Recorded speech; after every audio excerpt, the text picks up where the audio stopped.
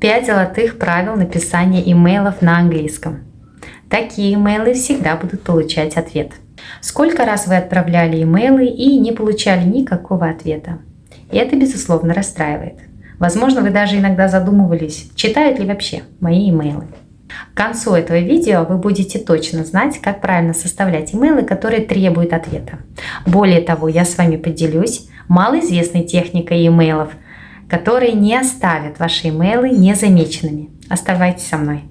Начнем. Правило номер 1. Начинайте с благодарности, либо об упоминании предыдущего взаимодействия. Такая тактика задает правильный тон имейлу, а также заставляет получателя почувствовать себя важным. Например, «Thank you for your continuous support» или «Following up on our previous correspondence». Правило номер 2. Четко излагайте свой запрос. Неопределенный вопрос не приведет вас к результатам, поэтому будьте конкретными и точными в своих вопросах. Правило 3. Установите дедлайн. Очень важно, чтобы получатель знал, когда вам требуется его ответ. Время, безусловно, очень важно, поэтому вежливо, но четко задайте дедлайн. Например, «Could you please provide your response by end of business on Thursday?» Правило 4. Откройте возможность для вопросов. Это очень важно показать вашему получателю, что вы открыты для вопросов, либо для предоставления дополнительной информации, если понадобится. Такая тактика поддерживает диалог и открывает двери для сотрудничества. Например, «Please do not hesitate to contact me in case of questions».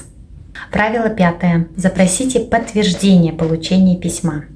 Этот финальный шаг гарантирует, что ваше письмо было получено и не затеряно, либо не проигнорировано. Например, «Could you please acknowledge the receipt of this email?» Теперь, после того, как ваше письмо отправлено, не бойтесь сделать так называемый follow-up, либо напоминание. То есть, большинство людей не отвечают сразу, поэтому это нормально напоминать им о вашем запросе. Единственная рекомендация, пожалуйста, отправляйте письма напоминания за 1 или 2 дня до истечения срока дедлайна. Таким образом, у получателя будет достаточно времени вам ответить. И, наконец, малоизвестная техника, которая сделает ваши имейлы заметными. Это так называемая сила взаимности. Когда вы предлагаете что-то ценное, прежде чем задать свой вопрос, вы увеличиваете свои шансы получить ответ на данный имейл. Эта техника очень простая, но очень эффективная. Как это работает? В имейле, прежде чем излагать свой запрос, предложите что-то ценное для получателя.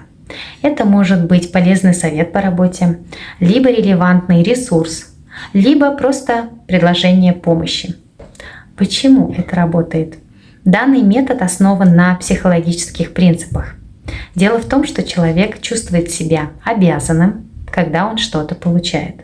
Поэтому, когда вы первыми предлагаете что-то ценное, вы заставляете получателя почувствовать себя обязанным вам ответить. Например, вместо того, чтобы написать «Пожалуйста, предоставьте мне данный отчет к четвергу», можно написать «Я прикрепляю к данному имейлу ссылку на ресурс, который был мне очень полезен. Возможно, он поможет и вам. Не могли бы вы мне предоставить отчет к четвергу?» Чувствуете разницу? Вот и все. Эти простые правила сделают ваши имейлы эффективными, а также повысят ваши шансы на получение ответа. Теперь приступайте писать письма, которые принесут вам результаты.